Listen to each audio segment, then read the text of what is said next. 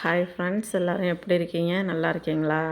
கோயிலுக்கு தான் ஃப்ரெண்ட்ஸ் கிளம்பிட்டோம். அதுதான் உங்களோட ஷேர் பண்ணியிருக்கேன். ராகுக்கு எதுக்கு கோயிலுக்கு போக சொன்னாங்க. அதனால் பாப்பாவெல்லாம் தம்பி எல்லாரையும் அழைச்சிக்கிட்டு சாட்டர்டே கோயிலுக்கு கிளம்பிட்டோம். இது சாட்டர்டே எடுத்த விலாக் தான். திருப்பாம்பரமும் கீழப்பெரும்பள்ளம் அப்படின்னு இந்த 2 கோயிலுக்கும் ராகுகேது கோயிலுக்கு தான் போனோம். அழைச்சிட்டு போயிட்டு நல்லபடியாக சாமி கும்பிட்டுட்டு பரிகார பூஜையெல்லாம் முடித்த அப்புறம் கீழப்பெரும்பள்ளத்துலேருந்து பூம்புகார் பீச் 3 கிலோமீட்ரு தான். அதனால் தம்பி போகணுன்னு அடம் பிடிச்சிக்கிட்டு இருந்தான். அதனால் அவனை அழைச்சிக்கிட்டு போயிட்டோம் ஃப்ரெண்ட்ஸ். அங்கே கொண்டு விட்ட அப்புறம் பாருங்கள், பிள்ளைங்களுக்கு சொல்ல வேணும், ஜாலியாக விளாண்டுக்கிட்டு இருந்தாங்க.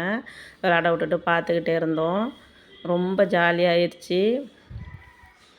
அடிக்கடி பீச்சு பக்கத்தில் இருக்கவங்க அடிக்கடி போயிட்டு வரலாம். இது மாதிரி எப்போயாவது ஒரு வாட்டி நம்ம கூப்பிட்டு போனோம்னா ரொம்ப ஜாலியாகிடுறாங்க. வீட்டுக்கு கூப்பிட்டோம்னா வரவே மாட்டாங்க. டைம் போகிறதே தெரியாது. அவ்வளோ ஜாலியாக விளாண்டுக்கிட்டு இருந்தாங்க.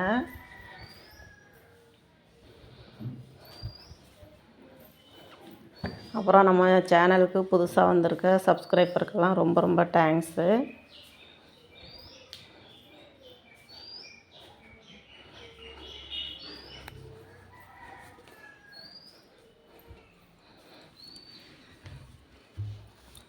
நியூவாக நிறைய பேர் வந்திருக்காங்க.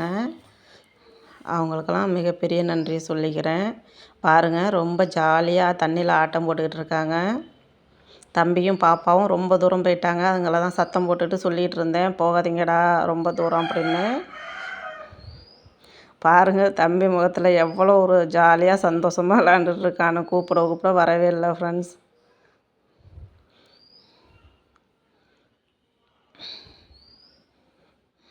கோயிலுக்கு போனதுனால அழைச்சிட்டு போயிருந்தோம், இல்லாட்டியும் போயிருக்க முடியாது.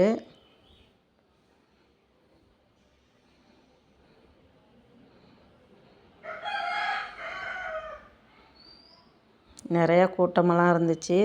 தண்ணியை பாருங்கள், எவ்வளோ ப்யூராக, அந்த இடமே அவ்வளோ நீட்டாக சூப்பராக இருந்துச்சு. நாங்கள் சுற்றி பார்த்துட்டு நின்றுட்டு இருந்தோம். லாஸ்ட்டாக தான் தண்ணியில் இறங்கி போய் தம்பியை அழைச்சிட்டு வரதுக்காக சத்தம் போட்டுட்டு போயிட்டு இருந்தேன். வரவே இல்லைன்ட்டான். டைம் ஆயிடுச்சு, வாடா கிளம்பணும் அப்படின்னு சொன்னால் கேட்கல.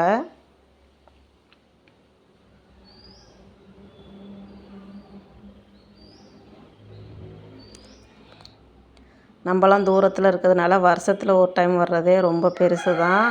அதுவும் அழைச்சிட்டு வந்துட்டோம்னா ரொம்ப ஜாலியாக விளையாடுவாங்க. கூப்பிட்ட காதுலேயே வாங்கிக்காமல் விளாண்டுக்கிட்டு தான் இருப்பாங்க. ரொம்ப கம்பல் பண்ணி அழைச்சிட்டு வர வேண்டியதாகிருச்சு. பக்கத்தில் இருக்கவங்களுக்கு ஒன்றும் பிரச்சனை இல்லை, வாரம் வாரம் கூட போயிடுவாங்க. நம்மலாம் வருஷத்தில் ஒரு டைம் கூட போக முடியாது.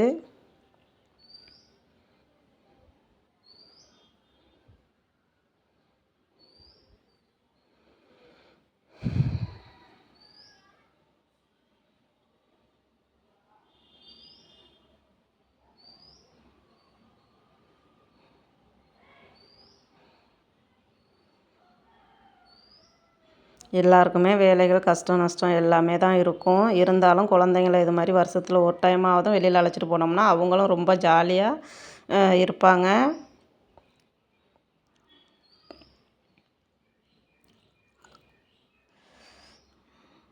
ஓகே, இதோட கிளம்பியாச்சு ஃப்ரெண்ட்ஸ். நெக்ஸ்ட் நாள், இது மறுநாள் எடுத்தது.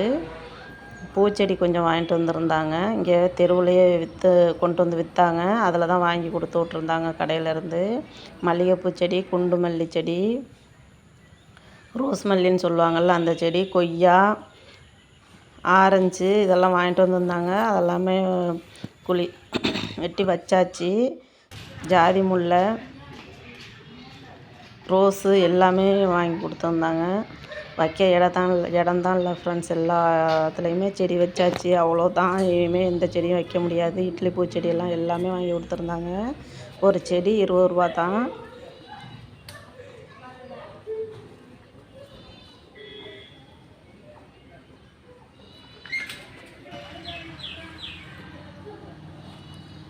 ரோஸ் மட்டும், அந்த ரோஸ் செடி மட்டும் 100 ரூபாயா வாங்கியிருந்தாங்க.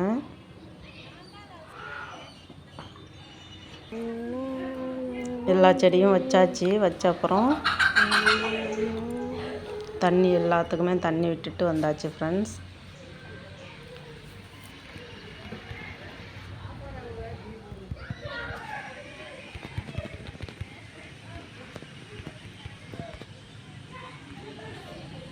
வீட்டில் ஃப்ரெஷ்ஷாக நம்ம செடி வச்சு பூக்கிற பூவை பறித்து வைக்கையில் அவ்வளோ ஒரு சந்தோஷம் ஆனந்தமாக இருக்கும்.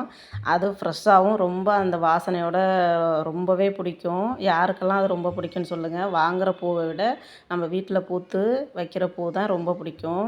அடுத்தது இது நம்மளோட ஹெர்பல் ஹேர் ஆயில் வந்து காலியாயிருச்சு. ஆயில் ரெடி பண்ண தான் அவுரி செடியில் கொண்டு வந்திருந்தேன்.